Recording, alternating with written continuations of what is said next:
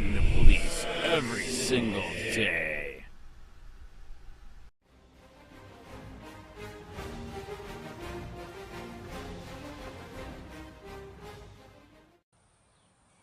Hi, I'm Virginia. I'm here to mainly talk about friendship with a friend, Liz Roberts. We were friends for a while before she met County Commissioner Stephen Deutsch, who is married. They started a love affair.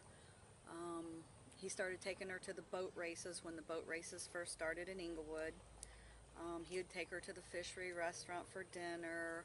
He would go over to Dr. Asperella's house for dinners. Everywhere he would go, he would take her. He would be at her house at like 6 o'clock every morning for their bedroom time. Every afternoon he would be there. Sometimes at lunchtime he would be there. He would go out on the boat with Liz in her boat. And that is Liz Roberts. They would go to baseball games at the baseball field, which Liz took me to the baseball game, so I know for a fact that they were having a love affair. I've been at her house when he's been there. They're hugging, kissing, touching, going in the bedroom.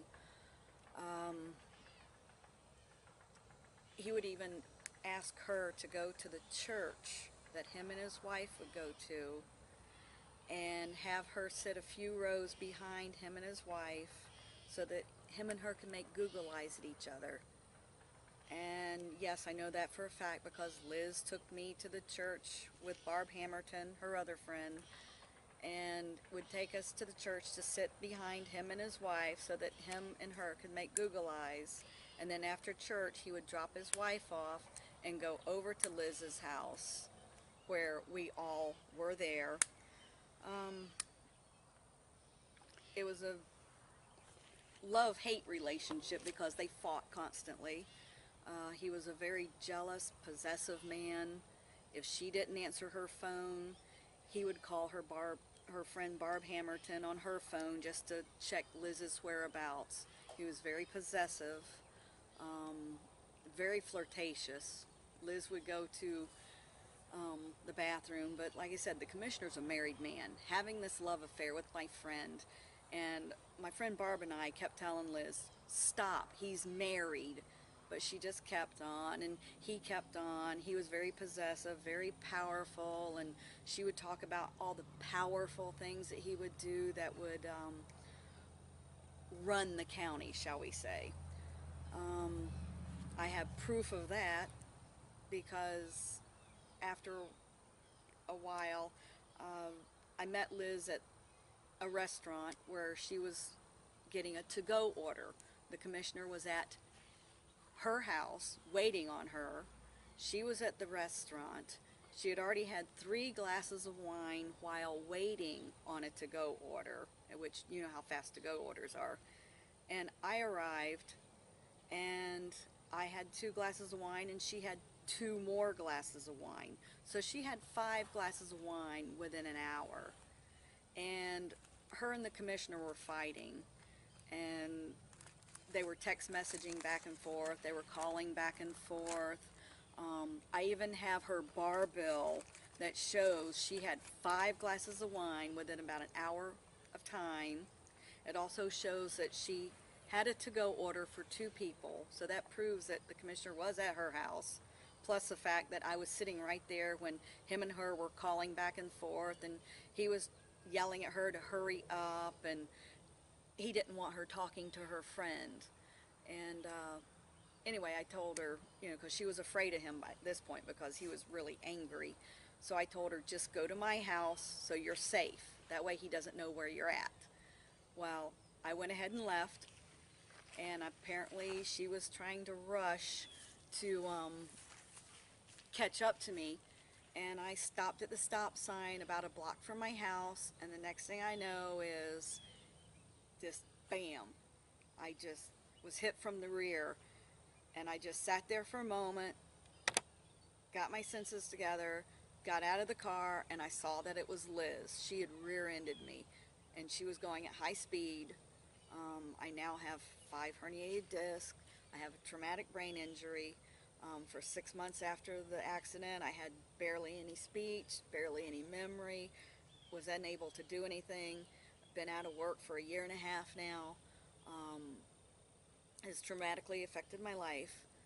But as soon as she rear-ended me, there was a witness, which I'm not giving his name. I do have his name, his address, his statement, and we both tried to tell her not to leave.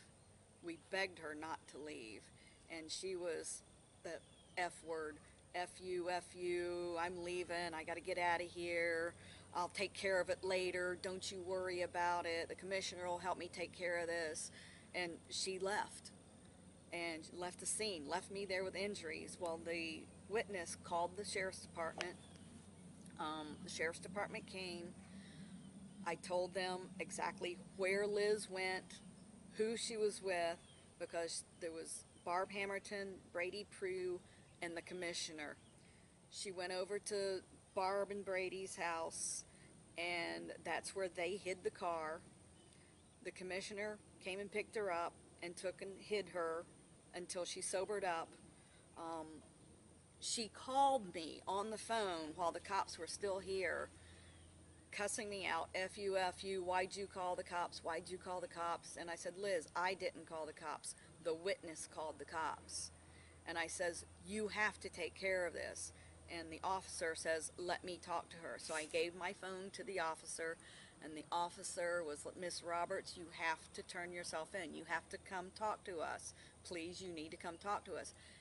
And right there on the phone, which I could hear the conversation because you know how phones are, she says, fuck you, catch me if you can. And that is in the police report, catch me if you can, but they blacked out the other part. Then she left, and because she's dating the county commissioner and he was involved that night, the sheriff's department stopped the investigation. They never questioned the witness.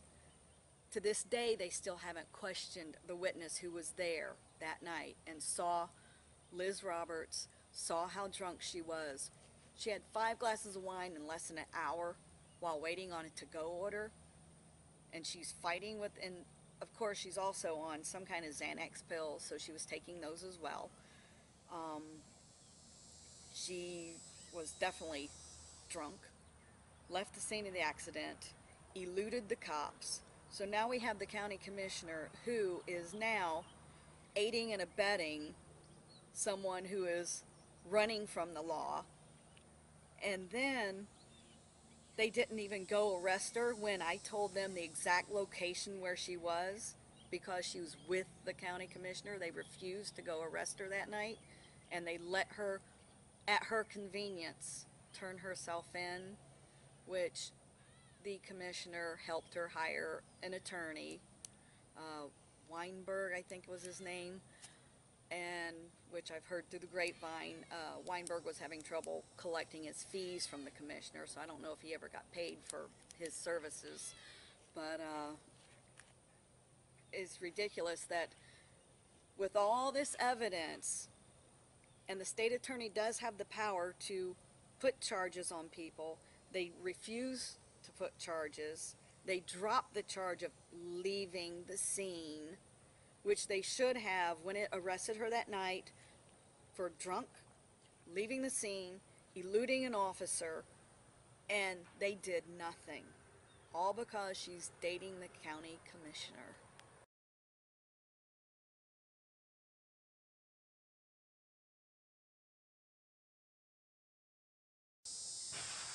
And I have so many unanswered questions about this whole ordeal. When the officers were called to the scene by the witness, not myself, why didn't the officers question the witness? Why did they not get his statement? Next, why did they not go arrest her when she left the scene of the accident? The witness and I both tried to get her to stay there. All she could do was F you and drove off in her car. She drove over to Barb and Brady's, and the officer, I told the officer, she's over there at Barbara and Brady's. and he refused to go arrest her. He says, we'll just do a bolo. And that's all they did. They didn't go arrest her. They didn't even make any kind of attempt to go arrest her. And then the officer's talking to me, and I get a phone call, and it's from Liz. She's cussing me out because she said I called the cops, which I informed her, no, the witness called the officers. And then the officer took my phone, says, Miss Roberts, please, we need to talk to you. Please come talk to us. And she actually told the officer, fuck you, catch me if you can. And yes, the officer did put catch me if you can in the police report. It's all in the police report. Why wouldn't the officer want to go arrest someone knowing that they had 5 glasses of wine, had an accident causing property damage, physical damage, which I'm still under physical damage. I've got traumatic brain injury, I've got 5 herniated discs.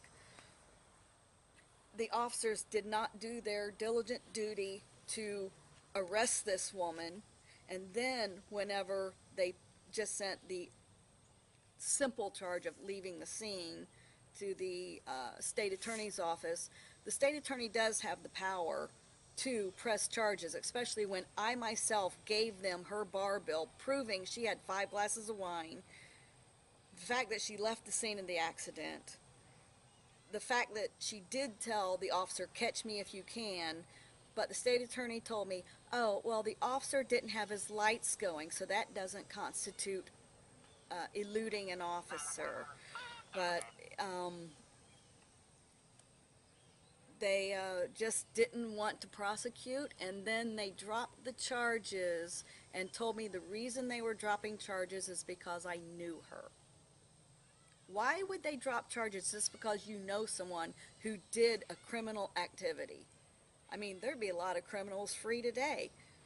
I mean, and the thing is, I finally pieced it together in my brain that County Commissioner Stephen Deutsch, who's married, having this love affair with Liz Roberts, he did exactly what she said he was going to do, that he would take care of it. So I guess he did take care of it.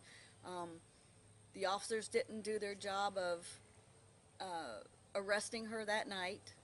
They didn't even attempt to go get her, even though they had the actual address of where she was. But I guess when they found out she was having the love affair with the county commissioner who's married, they weren't going to involve the county commissioner.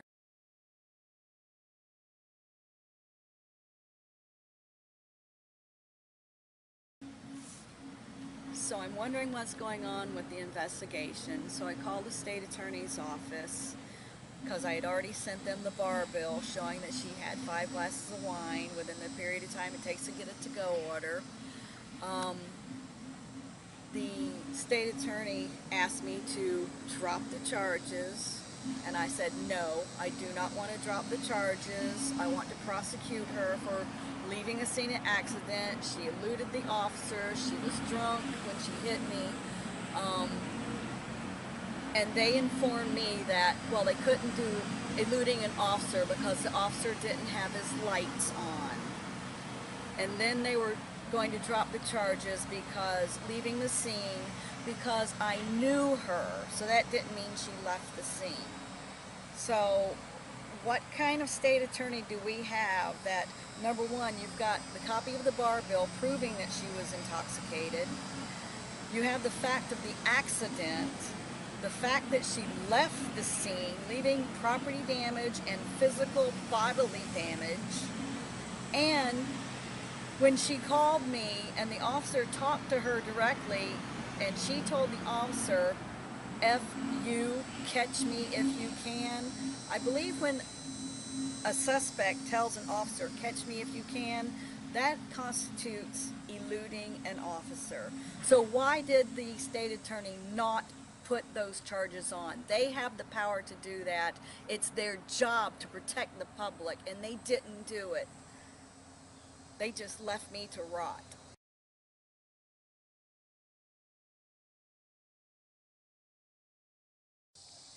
So after many phone calls with the state attorney's office and their insistence on dropping the charges, I told them that I would contact the media if they dropped the charges. And it was a short time after that, a few weeks, that I was actually set up on fraudulent charges, and I will discuss all of that next time, but all of this due to the County Commissioner, Stephen Deutsch.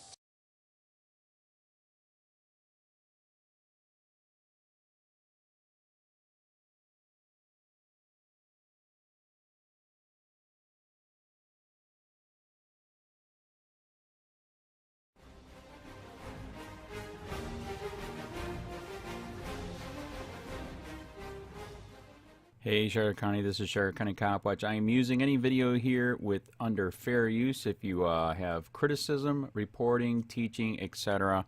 And please donate. I do not make money from YouTube, and there are different ways to donate in the video links. Thanks.